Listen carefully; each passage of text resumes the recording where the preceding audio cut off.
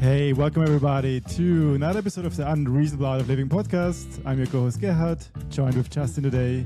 And as always, enjoy the music.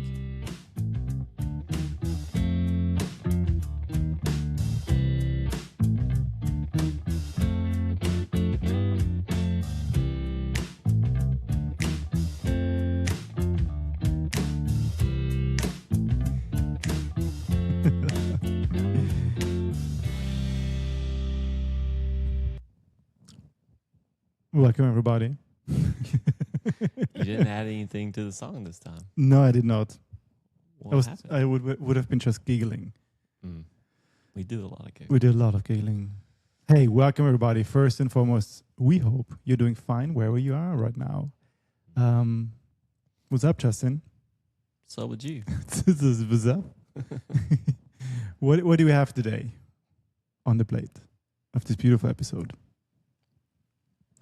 We're not doing keep, start, stop. No, we stopped that 2 weeks ago. Reflections. We always start with reflections, right? Exactly. So let's start there. Start there. What are you reflecting upon? Reflect upon. So maybe just like a reminder. So we opened the gates for 11 Dunbar. What was it? 4 weeks ago? Well, not the gates. The gates. What did we open? We sent out an invitation. Yes. There's no gate. We sent out an invitation for folks to come and join us as founding members. There's some gate. We lit up the bat signal. I like that. We lit up this bat signal. Of positivity and creativity and imagination and play. And people responded. Yeah. It was really good. So we decided we want to also document the journey and reflect weekly about what we've learned, what happened last week, where we are, and also use this space to just giggle and have fun. Yeah.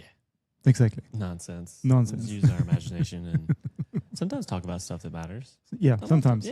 Sometimes. A little bit. Like Unga Bunga. If you have listened to the previous episode, highly recommend. You will get to learn Justin's remarkable meditation insight. Yes. So reflections. Yes. So what happened last week? Where do we start? I think it was the last week of interviews and applications and that whole process for folks to come in and join us as founding members, which we ended on Saturday, which was just a couple of days ago. Super exciting. And we had a couple hackathons. It was just recap what happened. So we had the last week of the interviews and applications and that whole thing. We had 3 hackathons, and that's on top of the ones we had a couple weeks ago. So the hackathons are, teaching people how to use digital crayons. So introducing a new AI tool. They come with an idea, sometimes with like full-on documentation and project plans and specs and stuff. Or they might just come with like, hey, I don't even have an idea, but I just want to learn how to use these tools. So we've seen every kind of flavor of this. So we use the hackathon to teach them the tool and give them digital crayons. And then they create something within. The first one was 3 hours. The last one we did it in 90 minutes. They shipped 90 minutes, So what else happened? And then we'll go back and cover them. Yeah, so the hackathons, we had still a lot of interviews for the founding member round. Close the founding member round, just recapping hackathons. And I think also like on the weekend, we kicked off the kickoff for the members. We go live this week, basically. When this episode goes live, it's a Tuesday, I think March the 3rd, we probably have already onboarded the first founding members to the 11 Dunbar member area, to the WhatsApp community. So that's super exciting. Yeah. Are you done reflecting? You're not. No, that's like it's just like this. Like no, because on Saturday we started. Sunday we sent it out. Yes. So let's go back to the hackathons maybe, and then the founding member round. Let's do it. What was your kind of like key takeaway? Now we have run, I think, 4 or 5 hackathons. One with a group of people and several one-to-one sessions. What was your someone fly out? Yeah, we had someone fly out. That was really cool. Just to come do it. Yeah. Key takeaway. I mean, the recipe of comfort is everything, right? We put people basically on the floor or on couches. I think that's a key ingredient. I think the revelation I had was that the higher people up are, like at a dinner table or standing, the more formal things feel, the lower you can get them on the ground with their laptop. And like some people are even laying on their stomach like little kids, right? But the more you can get people on the ground, it's not just grounding from like a kind of spiritual sense. It's just it just feels more personal, more comfortable and playful in that sense. So that's one takeaway. It's like the comfort level we've nailed, like that really helps people kind of snap into the mindset and like disarm them from any sort of shame or judgment or ego. And it's just the energy we set to. You know, play a little handpan like some Palo Santo and get people just to relax and not just be so nervous about trying something that may seem a little bit onerous or difficult or something new, right? It's a challenge. So that's one reflection. The other one was, I think we take for granted sometimes when we do these hackathons, how many years of experience we have in just building products and spreadsheets and slides and organizing information. We've both been product managers, CEOs, founders, all that stuff. You're an engineer. I'm a failed one. No, you're an aspiring one. Yeah, well, failed and then revisiting it now through the teachings of your vibe coding sessions. But yeah, I mean, the main thing that we're learning is we're not just teaching people how to use the tools after we get them comfortable with it. We're actually helping them learn how to think. And I don't mean like think as a human, but just there's a certain mindset and skill set you have to communicate, to develop prompts and be creative with it. And also just how do you bring an idea to life? Like you might have a great vision in your head, but the moment you start putting that on paper or you ship that first thing, you realize it comes out very abstract, yeah, and that's okay, and that's and people don't understand that's part of the process, the iterative model of just like creating something. So, you know, teaching people how to think and organize information, take things from just an idea or like how to even question themselves to get to what could I create. And we've talked about this before, but there's really 3 levels of that creation story. You have, you know, people want to jump to I want to create this thing for somebody else, but really you should just start with creating just to create something silly and practical. We did a session on that. Digital crayons, right? Just get used to the tool, create something that has no purpose, no meaning, and have fun with it. And then the second layer is then you create with intention for yourself, which is really nice because it might be a website for yourself or some business idea, but it's just something you need that's practical that you've been thinking about for a long time and you want to see like what you can do with it. But it runs locally on your machine, maybe solves a simple problem for yourself, or maybe it's a game that you really want to build. And the last stage is the full vulnerable step, which is building something that you can put out into the world, share, and that other people can use. Right? And you don't have to start there, right? Just start with creation. But so those were the reflections, like make people comfortable, teach them how to think, organize information, and then just reduce the friction and the barrier of thinking you have to ship this incredible, fully fleshed out idea that the world is going to consume all at once. And it's also like in this layer modality, I think onion layer modality, it doesn't even mean that you will end up creating something for someone else. I think there was a beautiful movie called The Paddington. Great movie, by the way. And it was all about just exploring what it means to be an artist. And like, I know actually a handful of people what they love doing, just like creating for this pure joy of creating. They will always just keep it to themselves. And I think that's the key takeaway is like, start there. What you said, like the first, just start with the joy of creating. Don't worry about like if it's going to be a startup, if anyone needs to like it. Just you need to like it. You need to enjoy the process of just creating. So one of the hackathon sessions, really different of mine and now yours, he's creating a second version of himself, second brain, which is an incredible idea. It's using the agentic framework that so many people are now starting to play with and adopt and use for all sorts of interesting reasons. But as he was going through this process, I had like 20 pages of notes in preparation for this stuff. It was incredible. Yeah.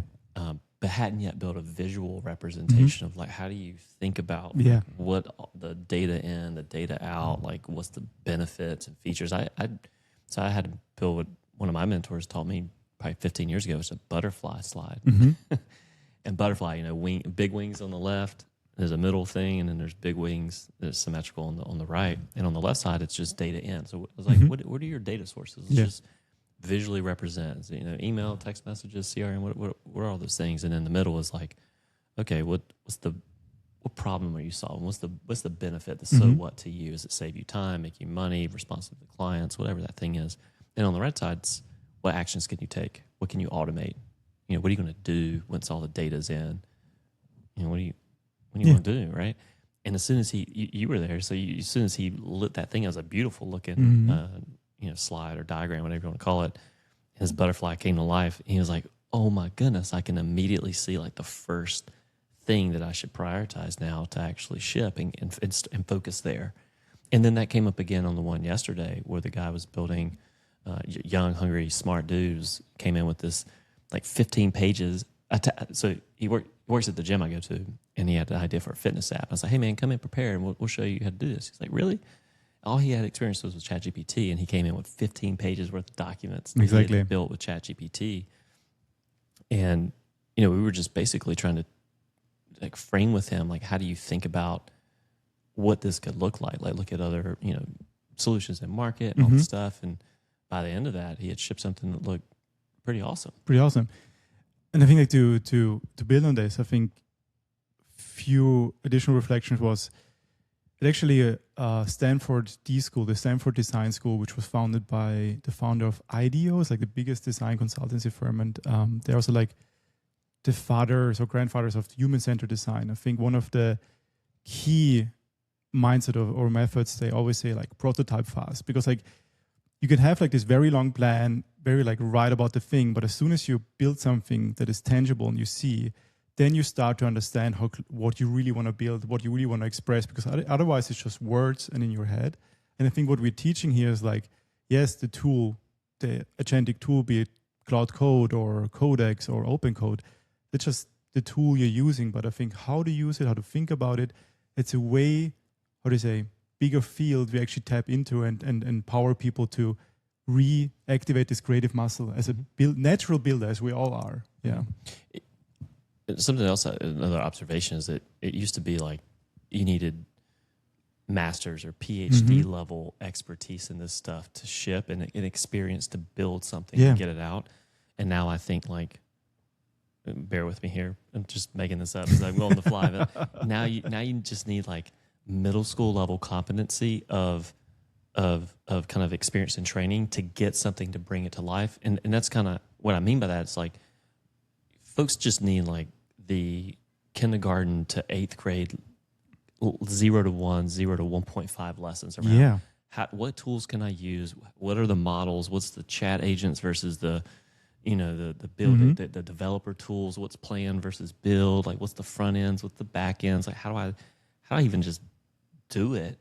And that's navigate in this field, like K through 5 education is the way I think about it. And then but those people can still ship something with that knowledge. And it's like putting, taking clay and then massaging that clay and getting it to what you want. That's where you go through like 6th grade to 8th grade, and then actually productionizing it, putting it out in the world. That's high school, and that's like college, and getting it to scale and 100%. All that stuff. So that's what I mean by like that K through 5. I don't mean to belittle or anything. Anyone that's in that it's just at a stage. It's just at the stage of development. But like, wow, like K through 5 people can still put something in a local browser or test it in their local environment and actually bring those ideas to life. And that's what we're trying to teach people how to do. And then also and have fun. We have fun, and also like because it's very tangible as a prototype. It's much easier to talk about an idea or like ask someone else what they think about an idea, because suddenly you have something tangible in your hand. You can both have like one source of truth what we talk about. And what also reminded me is like when I went to the school I went to learn coding, which was revolutionary with peer-to-peer learning and like no teachers, it's project-based. I think they always said, I think it was so beautiful, they always said, of course, you're going to learn how to code. But what's more important is they helped us to learn how to learn again, if this makes sense. And I think because like most of us went through an education system which did a terrible job in helping us to learn teach our creative thinking skills, collaboration skills, creativity skills, and just this learning skill, this natural learning skill we all have.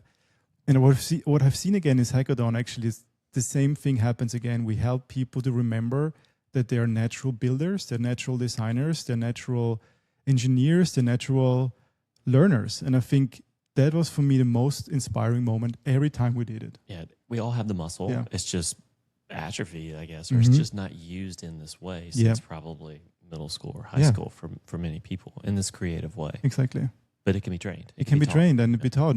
That's why I think it was so beautiful that everyone was sitting on the floor because like it's also kind of like a subtle thing. Like in kindergarten or like when we're children, we're just on the floor. There's no chair, like a teacher in front of us, and like just We're on the floor right now. we're on the floor right now. And there's this cute teddy bear. How much time do you think we spent on the floor versus standing at this place that you've been here? What 110%. 10%? 110%. Oh. What does that even mean? 110% on the floor? Yeah, what does it mean? I think the math is it's not mathing on that. I don't know. It doesn't make any sense. I love it. But it's right. I think A lot of time. A lot of time. Yeah. It's good. It's a good place. It's good spot place. to work. It's a good Yeah, place. for sure. And I think what fires us up is just like first we thought like, we want to teach people like this tool. Mm. But now it's like, wow, actually what we are helping people to remember all this thinking and building skills and muscles. And it's like, it's beautiful to see. Yeah. Yeah. Once you get to that step or stage where you're in that creative process, then you start to like feel some stuff that makes you feel like a kid, makes you feel alive. Like, and you remember that all this consumption that we do. I'm not necessarily me, but like everyone like nonstop Absolutely. scrolling, 100%. consuming content. Like everybody is a creator on some level. We're meant to create ideas, thoughts, use It's our a convenience imagination. society, you know? Mm-hmm. So like, the more that we can tap into that, I think just the better people will feel. Absolutely. Have fun, and connect with themselves, connect with people better. And so, yeah, it's been really great to see.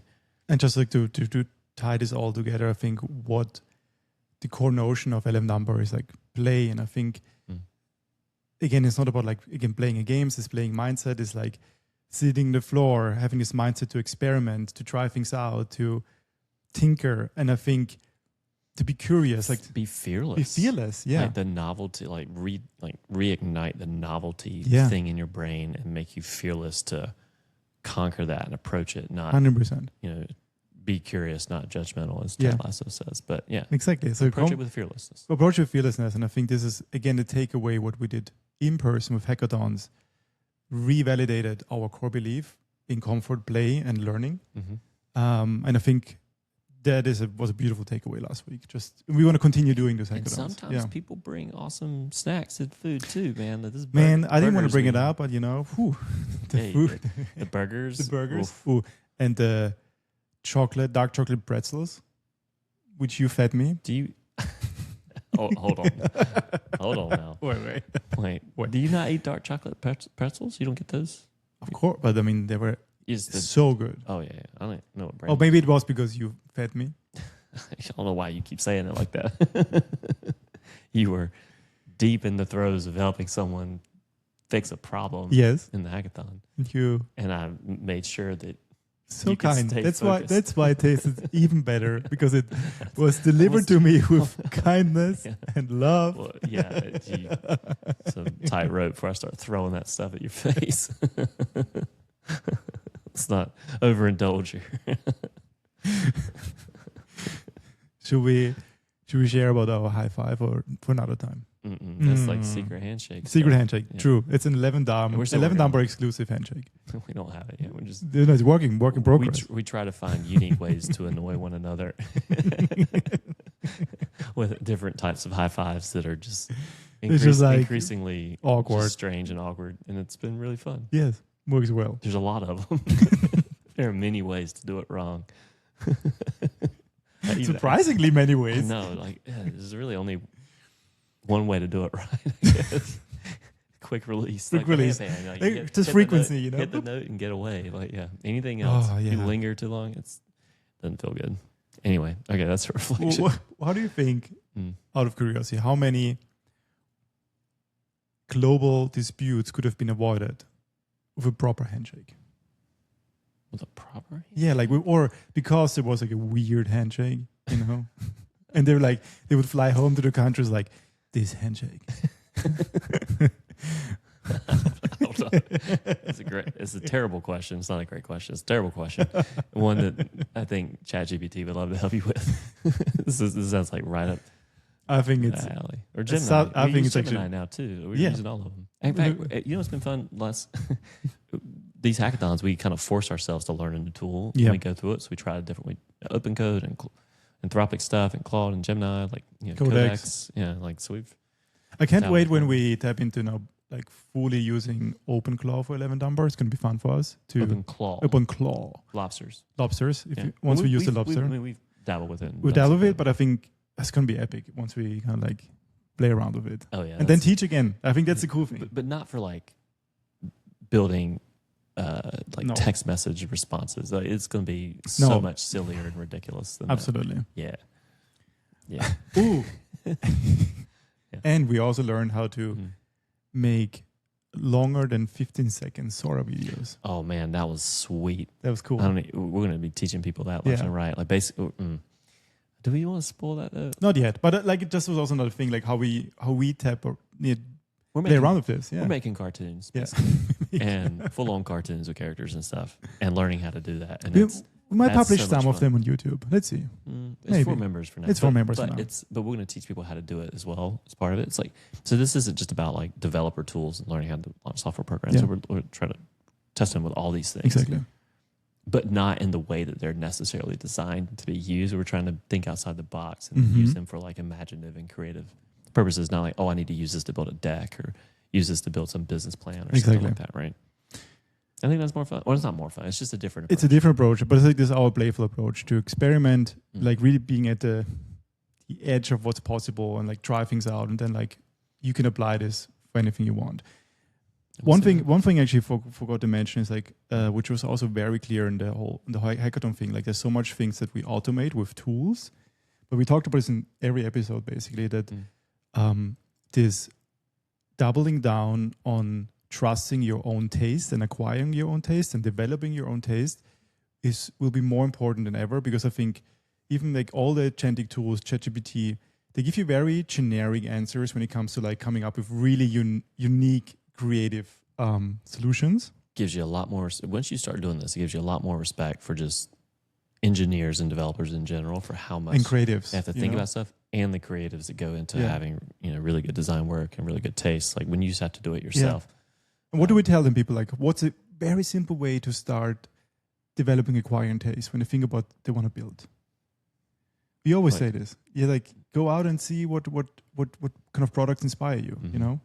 Yeah, usually if someone has at least some idea of what they want to build, we ask them to do research around things they like or don't like about other platforms, and just what's a competitor or someone in the space that you admire, you look up to. A lot of competitive stuff, and these 80% copy and 20% like differentiation, but that 20% is what makes that uniquely you or your brand or your competitive edge or whatever it is. But yeah, I mean, it's a really good exercise to just understand what's out there and then try to see what feels good for yourself, and then but man, like going from that to then inventing something that's different and unique and compelling. Whew. That's like the graduate level PhD classes. But just getting people first comfortable with the notion of it and doing the exploration and thinking about the problem and seeing and observing and start to be more aware of design and what good looks like. And also giving people, making them remember like all of them I think every human has like a very distinct taste or want to have a very unique way of expressing something. And I often also like encourage people not to just think about like the similar product categories in app, but also like look at like the clothes you like, the brands, the coffee mug. Is there some furniture you like? Is there some brand that is not digital that you really admire? And I think you will put together like a vision board. Exactly, vision board. I think Pinterest or whatever. Exactly. I think this is a beautiful way to kind of like map out, start thinking about like feeling into what is my taste. Actually, we spent a couple months just on the logo and the aesthetic and like the branding of 11 Dunbar. Even I think we did that before we even had the name, right? The kind of the aesthetic and the look and feel like what did we started? Yeah, I think so. Yeah, what did it feel? What did it feel? But yeah, I mean, we both put together a vision board. You remember individually. We're like, you do. Don't show each other. Just to build yours with colors and companies and things that inspired us, and then we brought them together, and there was a pretty good overlap. Yours was way better than mine. Mine was definitely the K through 5 version. But I think what did you do? You oh no, I remember. Yeah, you did it on paper. A really beautiful mind map. I did it on paper. You did it in like Miro or something like that. Yeah, but it was very nice, complementary. Like it was Perfect. And my stick figures really matched up well to your like beautifully It was awesome. designed It was aesthetic. Because yours was actually the key influence for the color palette. Mm. Yeah. I remember. Oh man, shake and bake, man. I help. Do Do you know that? Do you know that reference? No. Oh, that's great. Shake and bake? It's a fried chicken in a bag commercial from like the 90s. They had to put the thing in it and you shake the bag. Sorry, that's a weird hand motion. But yeah, you shake, but that's what you do. You shake hold it with two hands. There you go. Shake it in the bag. And the little kid would be like, it's shake and bake. And I helped because he helped his mom or dad or whoever was cooking. Just of curiosity. Sorry, I shook that bag really weird. That's nothing to be sorry about. I was like, okay. It's fried chicken in a bag, man. That's it. That's all that was. I'm shaking it. I want to get it a nice even crust. Come on, you never put chicken in a bag and shake it up? No. Well, now you know how to do it. I would love to do it. We're not doing that here. You do that. You take that back home. No, you do that at your house. Okay. I'm gonna end up with flakes all over the floor and stuff. Just curiosity. Where do you remember? When have you eaten the best fried chicken in your life? Oh man, you asking me this question right now? That's the whole podcast is gonna become about fried chicken now. From the South, man. What are you doing? Ugh. I mean, back in the day in San Francisco, they used to have a place called Farmer Brown, which San Francisco is not really known for like Southern soul food stuff, but they had a place called Farmer Brown. And it eventually had a little pop-up called Little Skillets. I think it's still there. But their fried chicken was insane. It was just really good. But the best of all time for me personally is where I grew up. It's Eastern North Carolina, town of 800 people. The county that's in Wilson has it used to have two really popular chains, Parker's and Bill's Barbecue. I get it every time I go home. We have Brunswick stew, fried chicken, pulled pork barbecue. I've introduced you to the Carolina kind of barbecue seasoning. Frank sauce? Well, Frank's is just one, but it's the vinegar base with like crunchy. I love it. It's really good. Yeah, it's really good. Yeah, sorry, just needed to know. I think you were like, you're my number one source if I ever want to ask you for recommendations. Chicken dinners, fried chicken. I don't really eat it much in the last year and a half since I've been on this diet overhaul and stuff, but the body remembers. Perfect. Perfect. Anything else to the hackathon? Otherwise, I have another reflection. What do you have? Are you looking at my list? Yes, again. I don't know if it's going to help you. No, that was it for reflections, I think. It was a really good week. Great interviews. We blew through the goal of what we thought we would actually have for founding members, and that was awesome. And then having, be at a dinner where there were a couple people that were in it, telling other people at the dinner about it, and just hearing other people kind of express what they think it is and what they want it to be. Oh, that was a really beautiful moment too, right? So, and I think what was really cool, like most majority of founding members we have right now, a lot of them were referrals at this point already. Yeah, I mean, we're not doing even paying for any marketing. No, it's really, really, I'm just surprised. It's really cool. It was beautiful. I think that's how it's going to work with this kind of stuff. Like, it's just word of mouth, get people in, have a good time, learn some stuff, really good experience, and then they'll eventually tell people. And then when we open it back up, we're probably not going to open it up to like additional, like the first wave of non-founding members until probably another couple months, 2 or 3 months. Yeah. We just want to craft this experience with them first. Exactly. So if you actually listen to this and you're wondering, like, you can go, of course, go to 11dunbar.com and you can sign up for the early bird waitlist, and we will inform you, keep you updated once we go open the gates. Going to open the invitation. We're going to get you some gates, man. I mean, I want a big 11 Dunbar gate. Like, all right, guys. What is it? Excuse me. What does it look like in your mind? I know, like almost like in Lord of the Rings when I went into the, That was the bad place. But it's not bad. It's just like shiny and beautiful. You need the big thing to get into Mordor? Where are you talking about? Not Mordor, like the one where we went to where all the dwarves lived. Oh, you mean where they had to say this elvish word? Yeah, exactly. Of course. What was the word? Do you remember?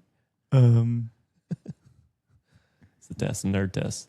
I don't remember. I don't either. But what you? Melron. Melron. You just made that up. Melron. It's like, Melron. Melron or something like this, because it's like something friend or something. No. Well, Say friend Mel. I think it's Melron. Okay. We're gonna fact check this We're later gonna on. fact check. Okay, what was the spell from Harry Potter? Shooby doopy doo. And what does that spell do? Check it up. Look it up. Check it up. Like it's a part of the spell. You have to look it up yourself. That cracked me up earlier. I remember how we started talking about this. But yeah, anyway. Other reflections? That was it. I think like the only thing, not the reflection, was very beautiful. My partner Alexandra, she shared was something with me, which it's not exactly that, but I think there's some elements we really liked. And she told me like, hey, have you ever heard about a matriarchy? So there's a patriarchy and there's a matriarchy. And like a matriarchy is kind of like a social system where especially women, elderly women and females were kind of like, were holding power, I would say, or authority in a community or circle. But unlike a patriarchy, the matriarchy was kind of like characterized by community and relationship based on collaboration and nurturing mother energy structures. And I think... Well, why did she bring it up? What was the reference? I think context? she brought it up because I sent her an article and which described another community. And I was like, how do we come across? What do you think? Reading our manifesto. And then she kind of like, she came back to me with the matriarchy. I was like, hey, there's really beautiful elements. Actually, what we're trying to create here is like, what you focus on is like community and belonging and network over hierarchy. It's belonging before status. You focus on creativity. You also focus on emotional literacy as kind of like a strength. And almost like a community stewardship. So because we don't have a central figure. Yeah. And I think she felt like, hey, that's a beautiful way to look at this as well. What 11 number is, yeah. Or is not. Yeah, I mean, I think it's interesting observation around kind of the energy. It's more like energy, of what, this thing represents and I think this is probably consistent with what other people have seen too. They have come in and had chats with us and whatnot about what this is about. And yeah, it's a nice, warm, genuine place where people can stretch out their imagination. And exactly. That's nurturing. It makes you feel like a kid again and helps you learn some stuff. So if that is viewed more into that, path of matriarchy, as you say, then yeah, that's great. Yeah, I think, of course, this is about all of us. Like we're students too in this thing. Exactly. I don't know shit. Yeah, and I think this is exactly what we're trying to do here. It's like, hey, we're again. also learning, and then we teach, and we learn. And to be honest, every hackathon, I learn something from every participant. It's the best way to learn. Yeah. Best way to learn is teach people. So we're students and teachers at the same time, and I think this is what we want to approach 11 Dunbar. If at all, we want to. That's the only thing you want to take away here. It's like, that's his core. That's cool. This is like something to mention. That was my last note I had on my tiny Apple Notes. That was it? Yeah. Is there anything you want to add to that? No, I like hearing people's interpretations of things because it's been a little amorphous.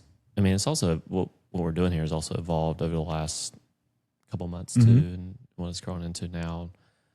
So yeah, it's just always interesting to hear feedback, and I'm sure especially this week, going live today and getting people in and starting to connect and getting exposed to this members area, which is just fantastic piece of art and a living, breathing thing. I think I'm really proud of what that. I mean, look, you put in a lot of work into that from a design and like engineering. Like it's awesome. It's going to be really good. And now the scaffolding's there, so when folks come in, they see kind of what we're doing, and now they can contribute to it. It becomes this like living digital playground. Yeah. Give them all the different crayons and watercolor, and they can add to it. It's and they're gonna learn all. Man, it's gonna be great. And we're gonna, no matter what happens, we're gonna make a big impact on a really small scale of the people that are here, and they're gonna meet some other cool people and have fun. And that's the heart of it. And I think first of all, thank you, and also I think you're selling yourself a bit short because like there's going to be a major thing part of the member area which is going to be so cool. I can't share yet. I mean, they will see it, but I think there's a terminal, but I'm not going to tell more. They see it already, like when the terminal.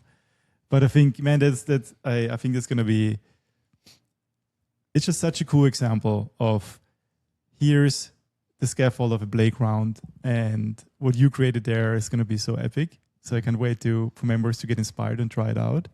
And I think exactly the spirit we want to capture. We invite people to play with us, and hopefully inspire them. I'm mostly excited about the cartoons. Exactly. So, yeah, I mean, the cartoons thing is pretty. I think that's fascinating. I've never, I wrote a children's book. I never published it, but back in high school, early college time period, and now what I'm learning, I can go back and revisit that and create all the things that I was trying to do back in that time period because of what we're learning here. And I'm sure other people have projects where they were like, I wish I could write this book, or I could create this thing, or whatever. Like a lot of these tools are going to teach you how to think in a different way so that you can get into your imaginative state, get into that open state that John Cleese talks about, and then create. Great. And just create to start. That's all you have to do. And then doing that with other people, that makes it more fun. Do we want to share just a bit about the marketplace on a high level? No, I would do that next week. Let's do next week. After we can come feedback there. Yeah. But I think that's also quite cool. The idea behind it. Let's see how it will kind of like evolve and like in what it will morph into. Yeah, what people are willing to share, you know. Rituals, habits, routines, stories behind them. It's very beautiful. I'm excited to see what that turns into for sure. Exactly.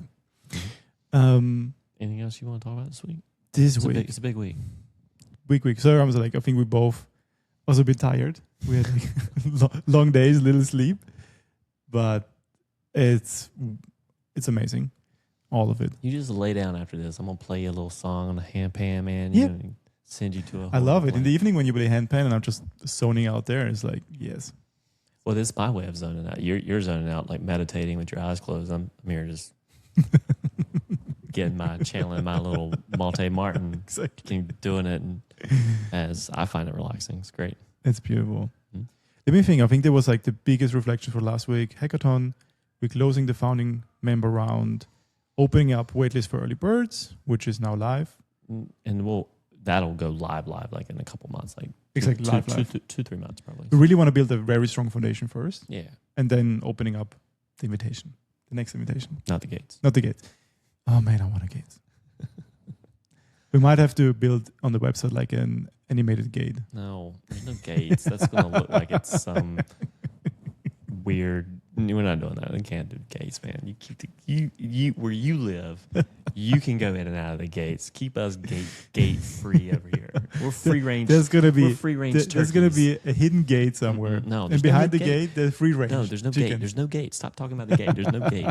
You're behind the gate. We're free range turkeys. We're just roaming around having a good old time. And when you're ready to exit your gate and come join us, you do that. What if it's a gate? It's just in the middle of the field, so there's nothing around it. No, that's just it's not a gate.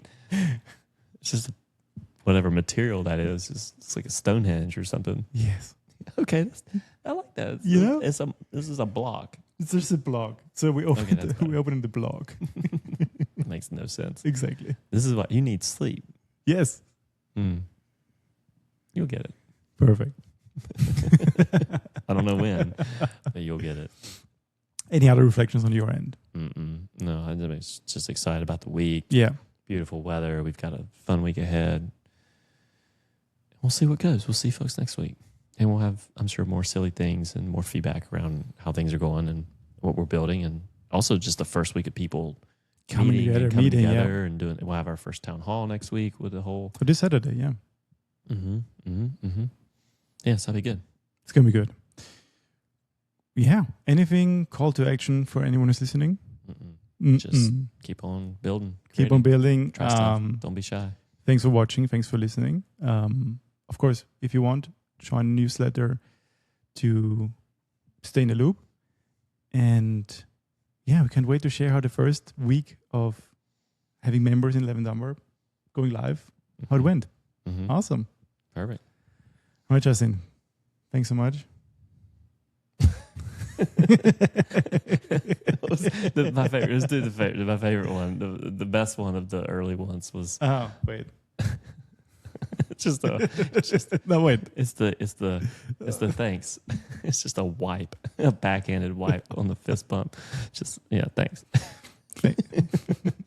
That was the OG. That's the one that actually started that whole Ooh, ridiculousness. it was like, it still feels so wrong.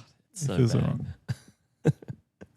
If you listen to this on Spotify or Apple Podcast, make sure to watch the YouTube video to see this remarkable handshake. You can skip it. That's okay. We'll see you guys next week. All right. See you next week.